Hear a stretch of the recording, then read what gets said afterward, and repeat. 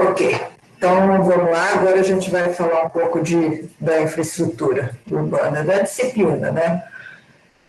Aqui está o mapa do mundo, né, como vocês podem ver, e aqui está demonstrando um pouco essa atividade urbana no mundo, né? Então, assim, vocês podem perceber que tem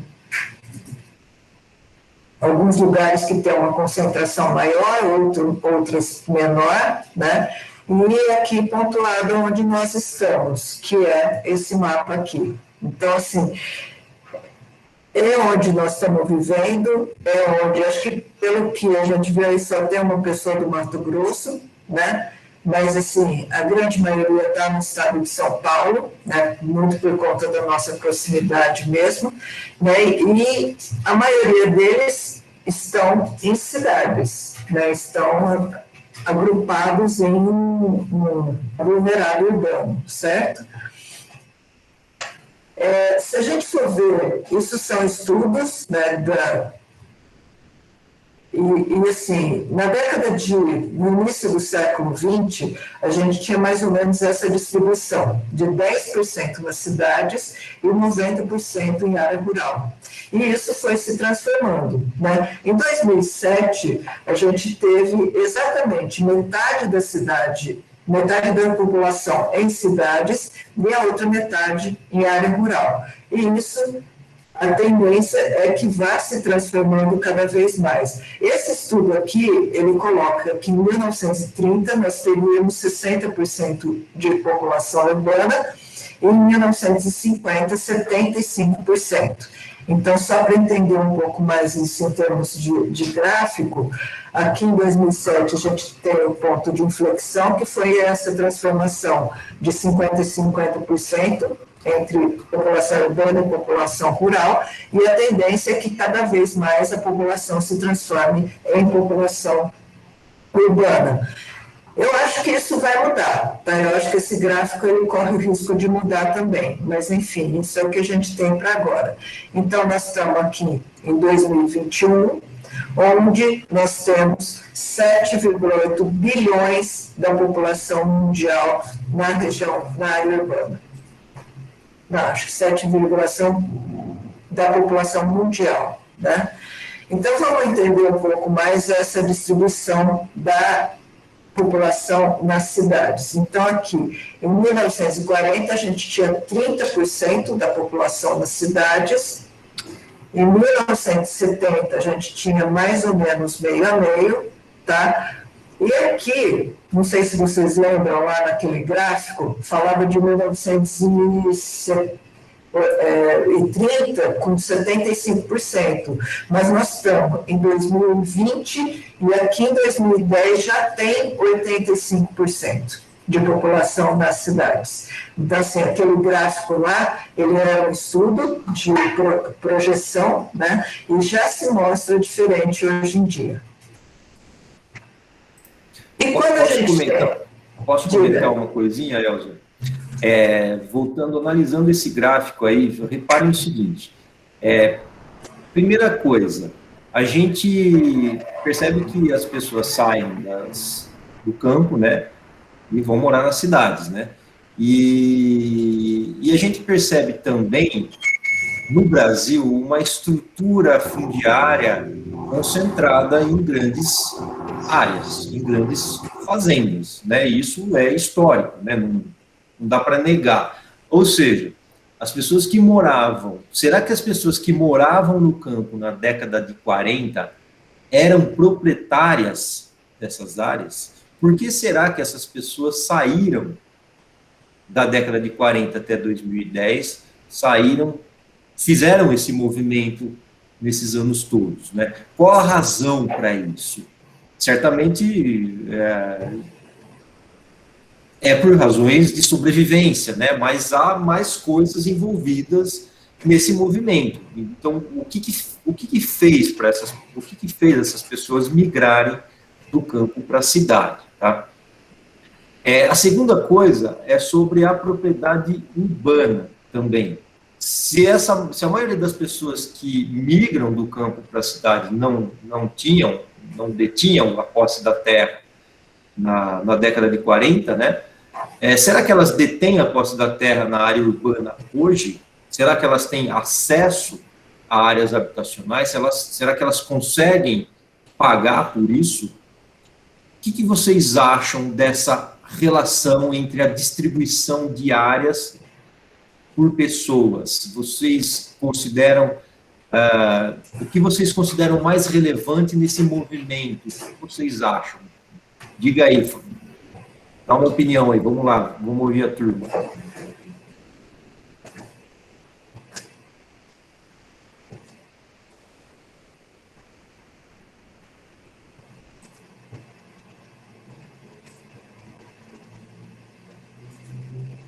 Posso ir falando enquanto eles não falam? Fica à vontade, Elza.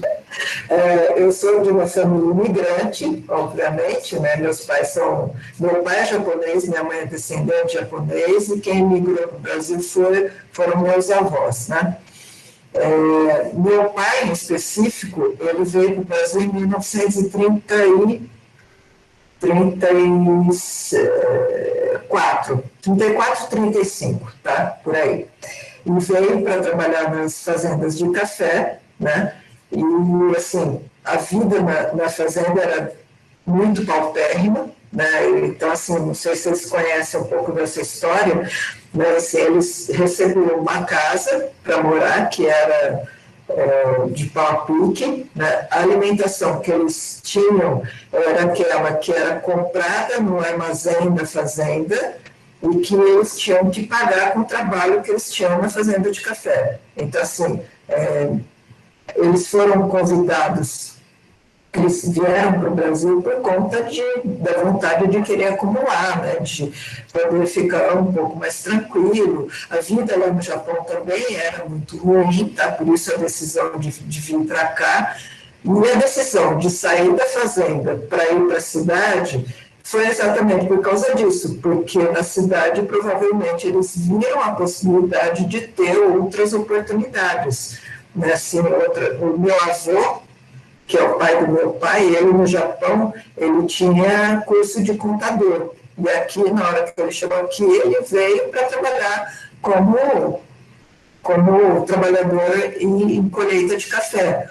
Né? Então, assim, ele tinha uma condição lá que não era boa, mas ele chegou aqui, a condição era pior ainda. Né? Então, acho que foi um pouco essa história, né? O Guilherme comentou aqui, o que escuto da minha família é que meus bisavós vieram da Itália e foram trabalhar no campo. Não eram propriedade deles. Isso era bastante comum, né? Muitos imigrantes. Inclusive, a minha família também tem uma história bem parecida com essa, né? O bisavô italiano, né? Também foram trabalhar na zona rural, na área rural, e aí a família acaba se espalhando, né? Vão para outras cidades, ou uma parte fica na cidade de São Carlos, né? Enfim, no caso da minha família, eles eram artesãos, né? A família tinha uma tradição de mexer com mármore, né? Trabalhar com mármore, com pedra. E chegando aqui também foram trabalhar no campo e é isso, né? Bom, se contar a história da minha família, vocês vão ficar aqui. Acho que é melhor para a mesa do bar essa conversa, né? Só que ainda não pode, né? Melhor aglomerado. Aí a Bruna comenta aqui, as mudanças geralmente são motivadas pela esperança de uma condição melhor. É tudo questão da venda de uma visão de local próspero para atrair mão de obra e investimentos, do meu ponto de vista. Muito bem, Bruno, certamente. Né, as pessoas são seduzidas, né, a ir trabalhar para determinados locais, né. Até mesmo a gente vê assim um movimento bastante grande atualmente para a região do Mato Grosso do Sul, né, para aquele eixo, né, e também para Goiás e Tocantins, né, desse eixo de interiorização do país. É um movimento bastante significativo, né, já que o custo da terra no estado, na região sudeste, é bastante elevado, né? O custo para você expandir essas regiões interioranas do país é menor, só que você tem o problema da infraestrutura para o transporte, né? Seja lá do que esteja sendo produzido, né? Se é soja, se é cana, se é milho, se é produto industrializado, como tirar os produtos daquela região. Isso depende de uma infraestrutura nacional, que é muito mais complexo do que o que a gente está dizendo aqui em termos urbanos, né, em termos locais, tá? Envolve a economia do país inteiro e talvez até do mundo inteiro, né? Então, como tirar a soja, processar essa soja, se é que vai ser vendida processada em forma de óleo, em forma de outros produtos derivados, né? E como extrair essa riqueza do interior do país com um mínimo impacto ambiental e poder comercializar isso mundo afora, né? Então, são questões que o país está tentando resolver há 500 anos, vamos dizer assim, né? E acho que a questão da década de 70, aí, né, que teve ponto de inversão, eu acho que é muito resultado da década de 60, né, que a gente teve um grande boom nas cidades, assim, a gente teve um êxodo rural e a história de todo mundo vir para as cidades, e isso ocasiona várias crises na cidade, né, que é a falta de habitação, congestionamentos, etc., né. Eu acho que por isso tem essa inversão também, né? Bom, vamos para frente. Da sequência. Bom, então, a gente vai ter que estar olhando para esses vários problemas na cidade, né? Tanto a questão do adensamento, da expansão da cidade, da malha viária e outras coisas, ok? Por exemplo, quando a gente tem a contaminação de ar, água e solo, como que a gente pode estar olhando para essa problemática, né? A gente tem vivido aí várias questões, por exemplo, de desmatamento, como que isso está virando, etc. A questão da acessibilidade, quanto essa cidade é acessível ou não, como que é esse acesso no sentido de mobilidade urbana, né? A questão dos espaços para pedestres, espaços para carros, né? Como que a gente entende isso, né? Então, quanto é agradável poder caminhar na cidade, né? Se a gente morasse na Europa, a gente não teria, por exemplo, problema de calor. Na hora que a gente tem problema de calor, como que eu resolvo isso, né? Como que a gente está trabalhando a questão dessa mobilidade ativa ou não, né? A gente está contribuindo por isso ou não, né? Assim, as cidades, elas desde a década de 70, elas têm esse incentivo ao automóvel, né? E a gente quer isso, a gente quer mudar isso, sim ou não? Como que é, né? E, assim, pensando nessa mobilidade, a gente precisa necessariamente estar pensando em transporte público, né? Como que são esses transportes públicos para a gente hoje em dia, né? A gente comentou um pouco da cidade enquanto oportunidade também, né? Então, a cidade, querendo ou não, ela traz oportunidades, né? Então, isso é interessante sim ou não, e como a gente pode valorizar mais a questão da vida rural também, né? Porque faz parte desse processo. E falando um pouco de cidades, a gente comentou um pouco no começo da aula que nós temos cidade pequena, médio e grande porte, né? Como que tem sido o crescimento dessas cidades durante esses 10 anos, esses 10, 20 anos, tá? As grandes metrópoles continuam crescendo como elas cresciam na década de 70, por exemplo, né? E essas cidades, pequeno, médio e grande porte, elas estão proporcionando qualidade de vida, e como é essa qualidade de vida para as pessoas que moram nela, ok? Então, a gente tem alguns exemplos de moradia, né, e o nosso exemplo geralmente mais comum é da periferização, né, que são esses conjuntos habitacionais que são colocados lá na periferia da cidade, e esses conjuntos são a melhor forma da gente estar construindo essa cidade. Essas casas, essas pessoas que moram nesses lugares, eles têm transporte público para ir para o trabalho, por exemplo, né? Em cima dessa periferização, a gente tem muito o ideal, né, de que eu vou morar lá, mas essa vai ser a minha casa, essa vai ser a casa onde eu vou poder viver com a minha família numa condição melhor. Então, hoje em dia, a gente tem várias outras formas de estar fazendo habitação de interesse social que não seja com esse ideário de periferização, tá?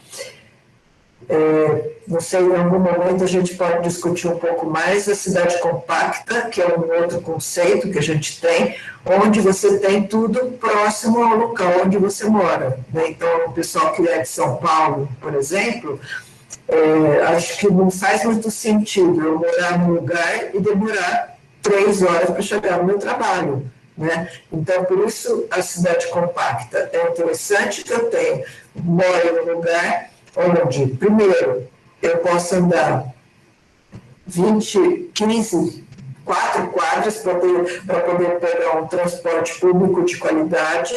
É interessante que dentro de um raio de 500 metros eu consiga encontrar as necessidades básicas, que são supermercado, farmácia, etc. Tá? Então, assim, hoje isso significa muito mais uma condição de habitabilidade.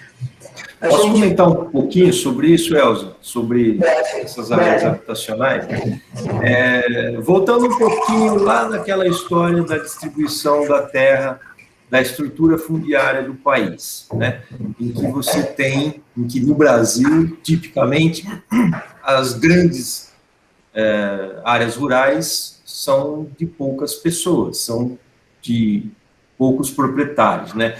Isso ocorre praticamente todo o país. Então, você tem sempre em uma cidade, você tem pelo menos 3 ou 4 famílias que detêm as maiores porções de terra, as maiores fazendas, né? E à medida que a cidade vai evoluindo, essa malha urbana vai adentrando para essas propriedades, né? Então, a gente percebe o seguinte, nesse movimento, em que, ao converter área rural em área urbana, há uma valorização da terra. Ou seja, repare o seguinte, se você comparar os preços de uma área rural e de um terreno urbano, o terreno urbano certamente vai valer mais em termos financeiros. Por que ele vai valer mais? Porque o terreno urbano, ele já tem água, né, instalação de água, instalação de esgoto, asfalto, às vezes calçadas, iluminação, né, semáforo, e às vezes tem algum serviço próximo, algum serviço público próximo, como posto de saúde, escola, praças, enfim. Por essa razão é que ele vai valer mais, porque foi investido um certo valor para que aquela área pudesse abrigar determinadas funções, tá certo? Ou seja, o proprietário que detém uma grande porção de terra em uma cidade, ele faz a conta. O que é mais lucrativo? Eu continuar plantando cana, continuar plantando soja, ou preservar áreas ambientais, ou converter essa área rural em área urbana, fazendo uma parceria com determinadas construtoras, para que essas construtoras, essas incorporadoras, investam na infraestrutura, e ao investir na infraestrutura, eu passo a parcelar o solo e vender pequenas porções para poder lucrar em cima do uso da terra. É errado? Claro que não é errado, você está expandindo, de qualquer forma, você está dando condições para as pessoas. Mas o que há de problema em relação a essa forma de negociar aqui no Brasil especificamente? A questão é muito simples, assim, é a lei da oferta e da demanda. Então, quem detém um determinado produto, quem tem a posse de um determinado produto, ele coloca o preço que ele achar melhor. E ele vai subir o preço máximo que ele puder, até as pessoas não conseguirem mais adquirir aquele produto. Isso ocorre com qualquer produto, com celular, com carro, com qualquer bem de consumo. Não é muito diferente também com bens duráveis, né, como residência, como casas e área urbana. O problema é que terra não se produz. Eu não posso produzir mais terra. A terra está lá, né? Agora, celular eu posso aumentar a produção ou diminuir a produção. Café eu posso aumentar a produção ou diminuir a produção. Mas terreno, mas área não. A área não brota, não sai, a não ser que eu invada o mar, a não ser que eu aterre o mar para poder vender mais terra, a não ser que eu aterre um rio, né? Canalize um rio para poder construir em cima. Que isso praticamente nunca acontece, né? Isso é uma coisa impensável de se fazer, né? Ou não deveria, né? Não deveria, isso não, jamais vai acontecer um negócio como esse. Então, assim, o que a gente tem no Brasil, essa periferização que a Elza comentou, se deve justamente aos poucos proprietários de terra que detêm os negócios em uma determinada cidade. E ele lucra muito ao converter o uso rural em uso urbano. Então, essa é a lógica de expansão da cidade. Então, por que as cidades médias, elas expandem mais horizontalmente do que verticalmente? Por uma razão muito simples, é mais lucrativo. Só isso. Tá? E as cidades maiores, você vai perceber que os terrenos vão ficando cada vez mais apertados e ao expandir a cidade, ao expandir horizontalmente, o município tem determinados limites, que ele não pode expandir, ou por questões de relevo, ou por questões de limite municipal, de território mesmo, ou por questões de inviabilidade de técnica, né? Ou seja, áreas como São Paulo já estão praticamente saturadas, então não tem mais como expandir a área horizontalmente. Aí começa a se expandir verticalmente, né? Então começa a se construir edificações mais elevadas. Ou seja, o que a gente vê aqui? A decisão de ser um monte de casinha enfileiradinha ou um monte de torres de apartamentos não se deve a questões técnicas, se deve a questões econômicas. Tá? E nós, como construtores, como engenheiros, como arquitetos, nós temos que estar conscientes de onde a gente está entrando, do que a gente está fazendo. Nem sempre a decisão de se construir um empreendimento habitacional é técnica, muitas vezes ela é política e principalmente econômica. Tá? É por essa razão que a gente tem esse fenômeno da periferização. Se você observar as cidades médias, observa o mapa, vai lá no Google Earth quando você puder, observa São José do Rio Preto, observa o que cresceu Ribeirão Preto, observa Jundiaí, Campinas.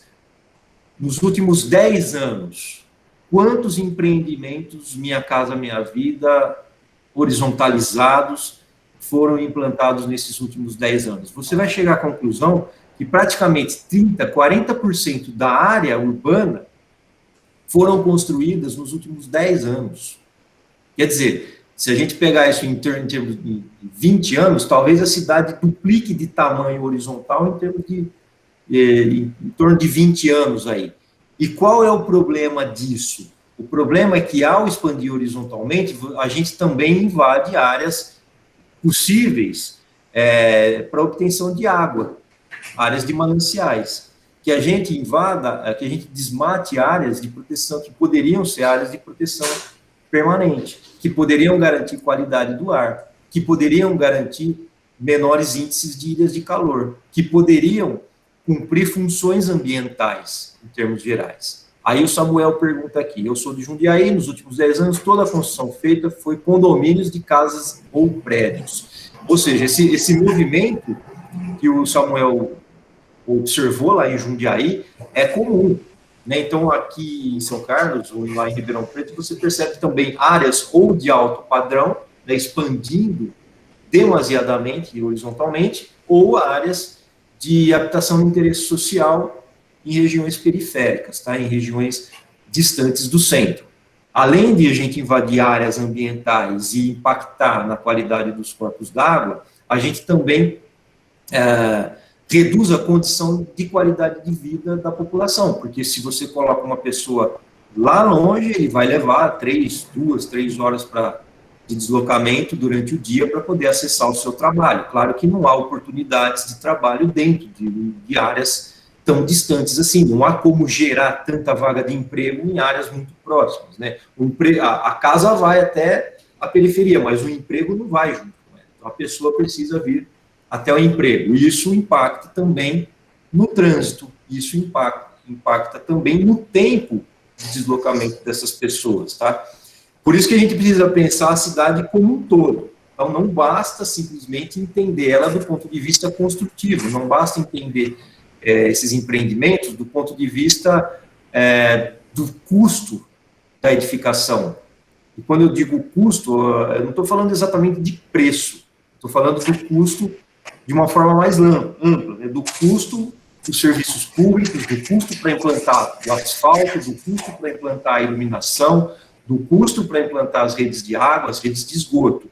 E também, principalmente, o que pouca gente fala, é do custo para manter esse asfalto ao longo dos 20, 30, 40, 50 anos. De quem vai ser o custo da manutenção dessa infraestrutura toda que é coletiva? O custo dessa manutenção é da prefeitura. Se é da prefeitura, certamente é de todos nós.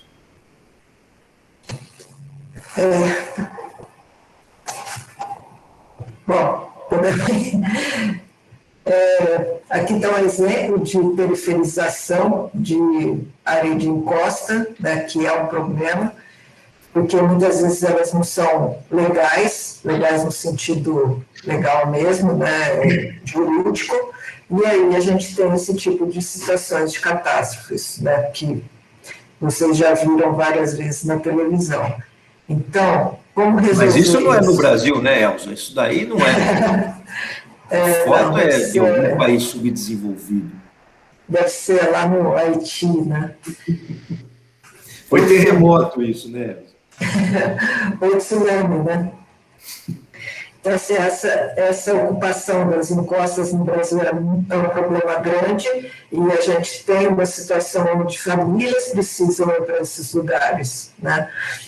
Outro problema é de como resolver a questão do saneamento, né? Então, nossas águas, lixos, esgotos, etc., como que a gente faz para resolver isso? Né? A gente tem áreas inundáveis, né? E como que a gente vai trabalhar com essa água que está servindo a cidade e está na nossa cidade, né? Espero que não seja dessa forma que a gente comentou em relação às canalizações dos rios, né? Aqui, na verdade, nós não temos nem rio, né? A gente tem um leito de água correndo. Essa foto eu acho que é daqui de São Carlos, voltando àquela problemática das enchentes, né? Da inundação, na verdade. E aí a gente tem que entender que tem questões profissionais que são globais, que a nossa inserção na cidade, a nossa modificação na cidade, ela interfere no sistema global e a gente tem questões locais que também nós estaremos atuando. Então, no momento que a gente entende que a nossa atuação local está interferindo no local, mas também no global, acho que é necessário a gente pensar um pouco melhor e ter uma conduta que seja técnica e social para estar tendo essas atitudes e condutas. Bom, você quer falar alguma coisa, Érico? Não, eu estou falando demais. Porque aqui, na verdade, a gente vai entrar no exercício, tá. Então eu proponho que a gente faça aí. Eu queria fazer mais um comentáriozinho sobre... Volta uma imagem aí, Elza. Essa? Não, aquela que tem um esgoto. Outra, essa daí. Aí, beleza. Bom, em relação... A gente, assim, costuma entender a cidade de forma multidisciplinar. Então, há profissionais que são da área civil, da área da construção civil, há profissionais que são da área de saneamento, há profissionais que são da área de geotecnia, há profissionais que fazem análise de topografia, há profissionais da engenharia elétrica, há arquitetos, planejadores urbanos, há profissionais de todos os perfis, de todas as... biólogos, sociólogos, geógrafos, ou seja, há gestores com diversas formações. E para você ser um gestor público, né, quando a gente diz gestor público nessa área de urbanismo, a gente está falando de secretários de habitação, secretários municipais de planejamento urbano, secretários de obras, gestores do sistema de água e esgoto, do sistema de coleta de resíduos sólidos, ou seja, há áreas específicas. Claro, eu não domino a questão dos resíduos sólidos, não é a minha área, mas há no departamento, né, há profissionais como o Neto, como o Rodrigo, como a Kátia, o Eric, que dominam essa questão dos resíduos sólidos, que é o pessoal da área de saneamento, né? Ou seja, cada área tem as suas especificidades, as suas especialidades, mas é importante que todas as áreas entendam o que a outra faz, o que as outras áreas desenvolvem, né? Eu costumo dizer o seguinte: se você é de São Paulo, ou se você é de uma cidade grande como Rio de Janeiro, como Salvador, Recife, ou cidades de grande porte, ou cidades, vou dizer assim, que sofreram processos de industrialização muito drásticos, né, muito rápidos, né, principalmente como São Paulo, que eu acho que a maioria conhece, já foi, não sei se a maioria já foi para São Paulo, você vai perceber que você tem uma carga de poluentes muito grande, né, principalmente nos dois rios das cidades que são os mais evidentes, né, o Rio Pinheiros e o Rio Tietê. São rios que recebem carga de esgoto, eu não vou nem dizer esgoto, mas carga de poluentes nas águas muito grande. Isso aí é um problema, uma questão de saneamento, né, uma questão de falta de saneamento. Se você observar, até a década de 70, os resíduos que eram lançados nesses dois rios, que são rios de grande porte, né, eram majoritariamente resíduos industriais. E com a evolução da legislação ambiental, se reduziu bastante a emissão de resíduos industriais. As multas ficaram extremamente pesadas para indústrias que lançavam esgoto, poluentes, produtos químicos, resíduos industriais nesses rios. O que aconteceu? As indústrias tiveram que se adequar a essas mudanças legais que ocorreram no final da década de 70. Então, se você observar o que está na legislação brasileira a partir da década de 70 até a década de 90, a legislação ela evoluiu muito e ela ficou bastante restritiva em relação às águas para a indústria. O mesmo não ocorreu para a habitação, para as cidades. E aí eu peço para você fazer o seguinte: hoje à tarde, você vai fugir da aula, você não vai assistir a aula, né, não vai fugir da nossa aula, você pode fugir da aula do outro professor. E aí você vai para a cidade, vai caminhar na sua cidade e observar o tipo de esgoto que tem. Observa se, primeira coisa, veja se tem algum rio limpo na sua cidade. Qualquer cidade. Você conhece algum rio limpo que passa dentro, que passa no centro da cidade? Dificilmente você vai ter algum rio com qualidade de água elevada, que não tem algum cheiro. E esse cheiro, ele não vem de resíduos industriais. Normalmente, eles são de resíduos domésticos. E o que você acha que é mais difícil de resolver? Resíduo doméstico, cocô, ou resíduos industriais, resíduos químicos, que a gente nem sabe muitas vezes o que é aquele resíduo. Certamente, resíduo doméstico, do ponto de vista técnico, é mais simples, deveria ser mais simples, mas na maior parte das nossas cidades, hoje em dia, o resíduo doméstico é o mais problemático. Isso se deve a um fator, entre os diversos, não só um fator, mas entre os diversos fatores, envolve uma questão de infraestrutura. Se você tem na sua casa, por exemplo, vaso sanitário, pia de cozinha, banheiro e tal, chuveiro, tudo vai ligar no sistema de esgoto, né? Tudo isso daí vem a água, né? Essa água passa, você usa, toma banho, faz cocô e tal, xixi, e esse resíduo vai para uma galeria. Depois que saiu da sua torneira, você sabe não sabe para onde vai. Só que acontece que essas ligações residenciais nem sempre vão para a rede de esgoto. Em grande parte, elas vão para a rede de água pluvial. E assim, é uma questão só de ligação. E que a gente, na nossa casa, muitas vezes nem sabe onde essa ligação está. E ao colocar o esgoto na rede de água pluvial, choveu, esse esgoto vai ser levado para onde? No rio.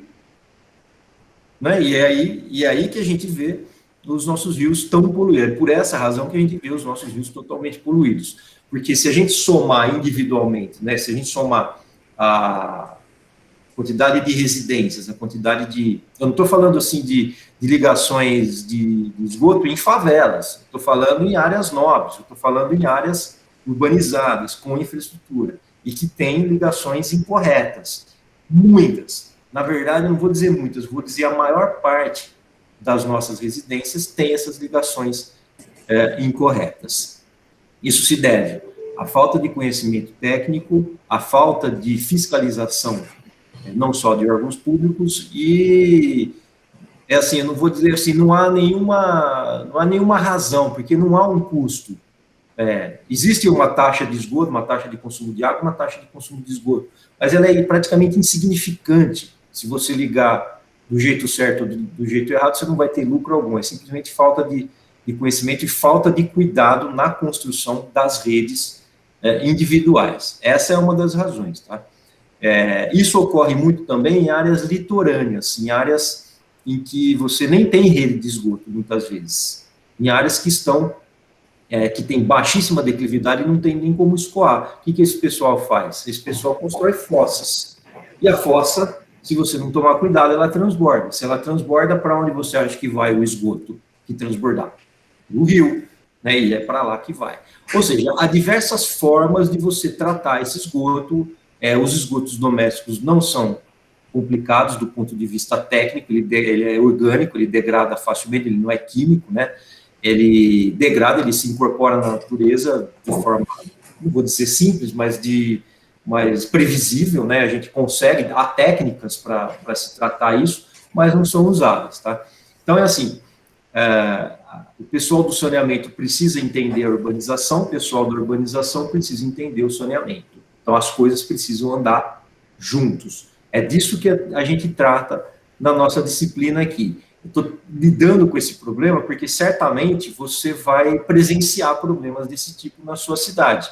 E aí, eu pediria para vocês chegarem próximo das águas, ou caminhe sobre uma ponte, procure identificar que tipo de cheiro é aquele, né? Não vai ser nada agradável, mas certamente você vai perceber que raramente você vai encontrar resíduos industriais, a não ser que seja uma indústria que esteja implantada de forma ilegal, que esteja lançando esgoto de forma clandestina, tá? Mas, em geral, você vai encontrar esgoto doméstico. Lá em Ribeirão, está parecendo aquele ator que falava de Barbacena, né? Mas, enfim... Quando era pequeno em Barbacena. Quando tem muita enchente lá, tem vários cágados que chegam na cidade e aí eles começam a sair do rio, né? E aí, geralmente, a população vira e pensa assim, né? Não, tem que jogar de novo para o rio, porque senão ele vai morrer, né? E o cara está tentando sair do rio exatamente porque ele está poluído, porque ele está sem ar, né? E aí a pessoa pega e joga de novo para dentro do rio. Bom, mas vamos lá. Podemos fazer um intervalo agora de 10 minutos? Eu vou parar a apresentação, a gente volta depois. Vamos